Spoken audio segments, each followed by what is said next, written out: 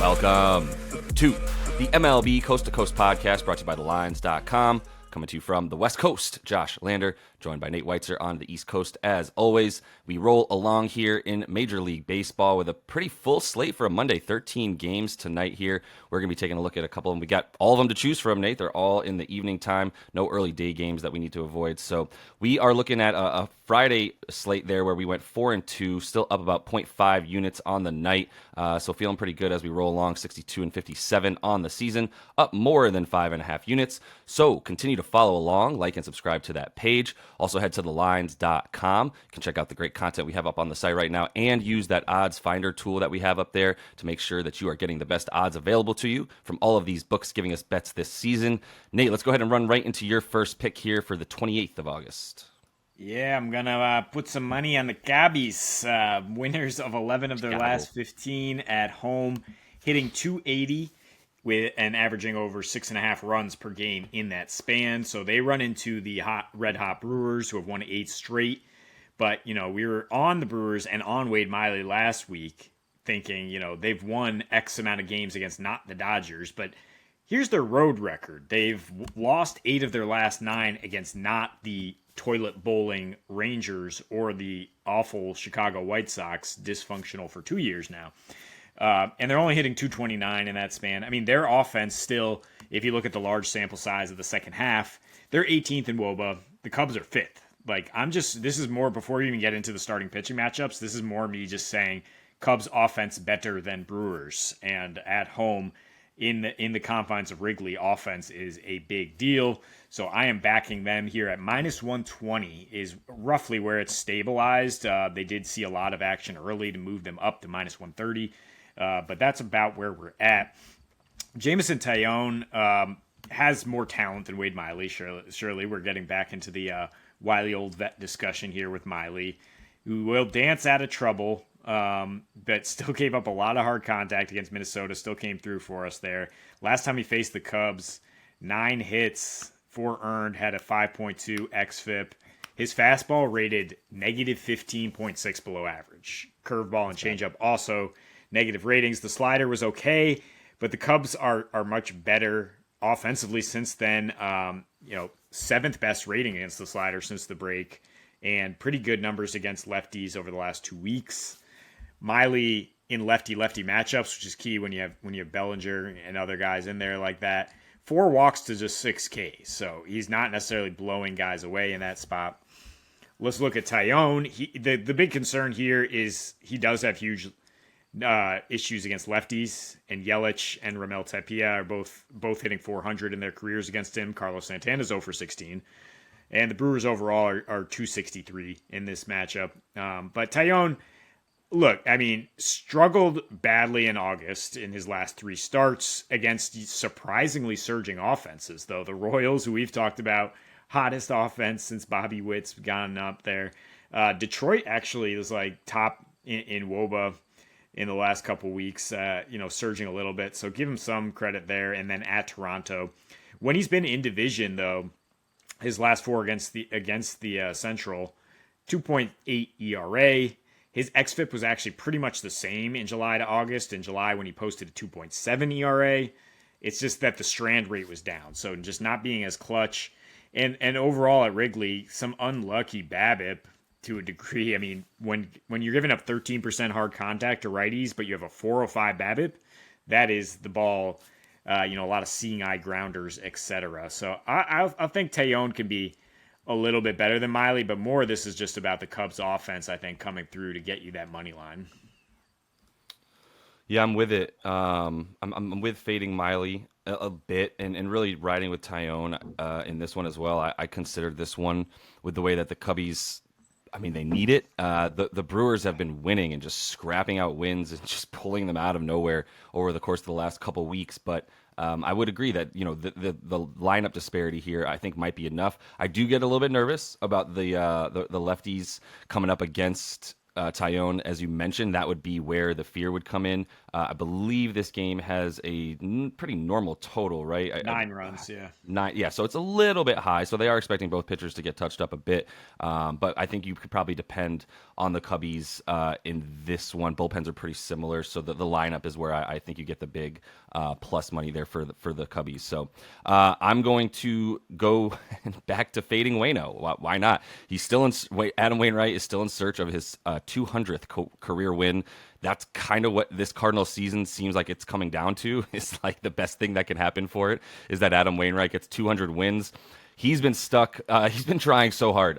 By the way, I should mention I'm fading the Cardinals because Adam Wainwright's pitching for them, and I'm taking the Padres, who Nate correctly pointed out to me before the show, are officially eliminated from playoff contention. Well, not officially. I was just saying they're 8 games out. Yeah. Oh, they're right. Sorry, I thought that it had already started with our magic numbers. It's but, true long shot territory. Yeah. Right. That is much more aptly put. They are very, very much so on the outside looking in right now. I don't think that they're, even when that time comes, like maybe they'll give up. It'll be much closer to the start of the playoffs. But right now, like I still think that they're just in this matchup good enough to win, regardless of what the motivation would be. When you've got Adam Wainwright going up against Blake Snell, Blake Snell is someone who we backed last time to get outs, to get Ks, and all that kind of stuff.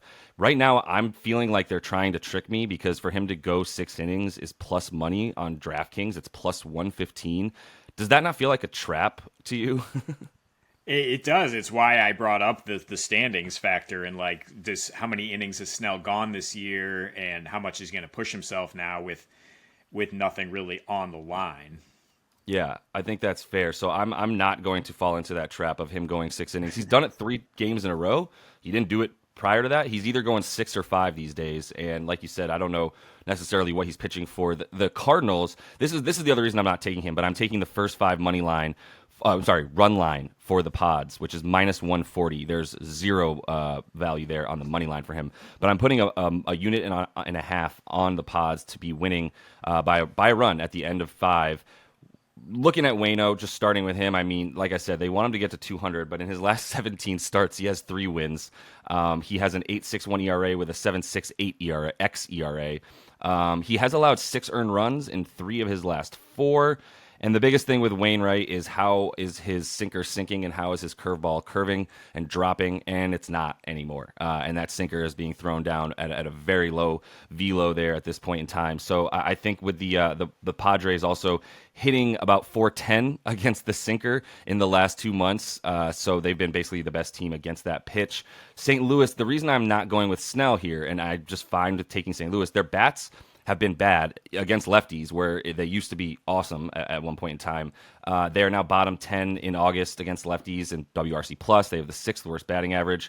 The thing is they don't strike out and they walk. And Snell needs you to strike out for him to be effective. He needs you to not walk very often for him to be effective because he's already going to serve a bunch of those up. And so I think there's good reason to believe that he could not go 6 innings. Like if there was a matchup where maybe he doesn't make it to 6 and you stay off of that bet of over 17.5 outs, I think this is the game. Granted, I do want to mention another thing for Snell though. He's dominated these St. Louis hitters every time he's faced them. They are 3 for 27 career lifetime against Blake Snell for a 111 batting average, 9 Ks to 7 walks, that super high rate as we always talk about with him, but 1 ribby, a 294 OPS with like 7 hitters that have actually faced Snell so far. That's how they're doing against him. So I think he's primed for success against a team that's struggling against lefties big time, but not necessarily primed to go a very long time because he might get into trouble at least once, or twice in this game that his pitch count gets pretty high. Yeah, I mean, the Cardinals, they should hit lefties really well when you look at the middle of that lineup. And, so I would shy away from the Snell bet, but I think his kind of floor in terms of disaster is much, much higher than Wainwright. So I think, the first 5 bet is where you want to go here for the Padres to be all over Wainwright. Those bats are not going to necessarily de-throttle despite the fact that they're falling way behind. They want to maintain their average and they do have plenty of pop in that lineup. I'm going to go with another first 5 bet here out at Oracle Park.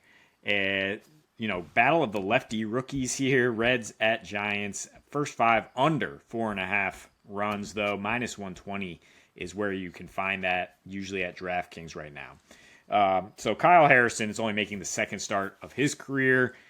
He pitched pretty well aside from giving up a homer to Bryce Harper in his debut at Philly. Very short leash, though. They say the pitch count's going to be up to maybe 75 if he looks better. He mentioned, kind of mixing in his breaking pitches better. He threw 72% fastballs in his debut because it's a really, really good pitch, and he got swings and misses on 48% of those fastballs. So the stuff is there.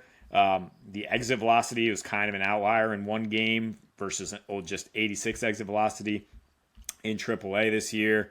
And we're talking about two offenses that are pretty awful against lefties, and both have been, the Giants have just been awful in general since the All-Star break, but against lefties on the year, they have the second worst hard contact. They are 29th in overall weighted runs created plus since the All-Star break. Reds are 27th with the third highest K rate. And they're 21st in hard contact against lefties on the year. They do have a high home run to fly ball ratio, the Reds. But I think when you look at this ballpark, the fourth lowest home run factor for righties over the last 3-year rolling average is Oracle. It is massive. So it's a good spot for both guys. And we're talking about Andrew Abbott, who dominated these Giants in Cincy. He had Great American, which is like the third highest home run factor for righties. And he dominated despite, he survived a 61% fly ball rate, I'll call it. Because if you're going to give up flies in that park and then still only give up no earned, one hit over 8 innings, you got a little bit lucky. But I trust him to kind of replicate some of that success here, given the park. And he's been shaky in 3 of his last 5 walking guys.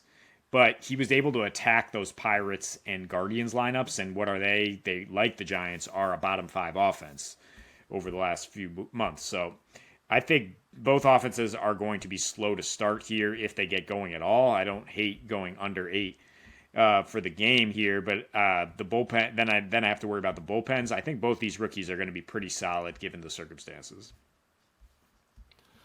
Yeah, I don't know enough about Kyle Harrison to necessarily believe in him, but I also know that the Reds have been so shaky. They've been better. I think, as you pointed out right now, they've been a little bit better versus lefties, rather, noticeably better against lefties, which is also interesting with the amount of solid hitting that they have from that side of the plate. But that has been the case over the course of the last month, if you want to hone in on like a time period, since the Reds have been so up and down at different points in the season. But they haven't been as high up in a while at this point, and especially on the offensive side. They've actually gotten better on the mound, as we knew they would once they got some of those pitchers back into the rotation who were hurt earlier in the year, although Lodolo's not coming back. But either way, fading these offenses right now, and definitely the Giants offense, is always a great idea. That worked on Friday against Spencer Strider and the Rangers as well. So I'm going to close things out with a team you just recently talked about here a second ago and said that they were one of the worst offenses alongside the Giants. That's the Cleveland Guardians. So they continue to be super fadeable. And once they have I think it's Xavion. I think Xavion is how you pronounce it. I looked it up, and that was one pronunciation I came up with. So we'll go with Xavion Curry for the Guardians, taking on this Minnesota offense that's not great either, to be honest. It's been better. It hasn't struck out quite as much, although it still strikes out quite a lot. But Xavion Curry is not a great candidate for striking guys out and dominating this Minnesota lineup. So I'm taking Minnesota's money line here, minus 164 on FanDuel. I'm only putting half a unit on it. I've got 1.5 units on the other game I talked about, which I feel much more comfortable about in San Diego, handling Waino and the Cards. So this one I'm going half a unit to keep the night at about 2 units that I'm putting out total. And Xavion Curry fade is based on his 4.99 xERA. He's got a 3.52 ERA in the starts that he's made this year, which are up to about 9. And he's got 5.28 expected FIP as well on the season. If you just look at his last 3 starts, he's gone 13 innings. He's got a 6.23 xERA and a 6.41 xFIP. He's given up 16 hits in those 13 innings with just an 18% ground ball rate. In one of those, he had just a 10% ground ball rate. He only got through 2.1 innings, which is a big reason for that, only getting those 7 outs total. That's something that he's gone 6 innings once in his last 7 games. And I believe that was against a bottom 5 offense that he was facing there. So like for Maeda, he's pitching for the Twinkies on the other side. He's sort of the opposite. He does have some. You have some reason to believe he has positive regression coming right now. He's bringing in a 3.76 ERA and a 3.86 xFIP, xERA, I should say. So, like, if you look at his projections tonight against this lineup for the Guardians, which, as we said, has basically been the worst in baseball now for the last month and a half since Josh Naylor went down. Jose Ramirez missed a bunch of games as well. They traded Carlos Santana. Maeda, though, coming in against a team that like he's been really good against as well. As even though the Guardians are worse against lefties and Maeda's coming in as a righty, they're still bad against righties with a top 6 strikeout percentage in the last 2 months. So I think the Twins' money line on the first 5 is the play here. I should be more specific. I don't really like having to rely on that Minnesota bullpen, which has been a bottom 6 bullpen basically over the course of the last 2 months or so. And on the season, they're also just a bottom 10 bullpen. I don't like having to trust them. The Guardians, say what you want, they seem like a team that could just come back and bite me in the ass at like in the 7th or 8th inning. They just get some scrappy hits together against one of these crappy Twin relievers, and then you get jerked around that way. So I'll just take Maeda, even if he gives up 2 runs, let's say, in the first 5. I think that the off Xavier Curry, they should be good for at least 2, if not 3. So I feel good about the Twins covering the first 5 there. Yeah, I feel good about Maeda delivering a quality start. He's been consistent since he got rocked and then had to hit the IL. He is a pretty consistent pitcher altogether. I don't really know what to make of Xavier and the way that the Guardians use him in terms of, is he an opener? Is he going to go like at least 3 or 4? I don't know. Yeah, they're just going to be patching this together. If the Guardians run total was not 3.5, I would be all over that under. I think it's still worth a look at pretty good odds. Because, yeah, I mean, Maeda's props are probably in play here in terms of him to go 6 innings and just handle this pretty weak lineup. Yeah, I would agree. So that is all the time that we have for you in this one. Make sure to like and subscribe to that page. Continue to follow along, coming back the rest of this week for you guys. So until we see you next, happy betting.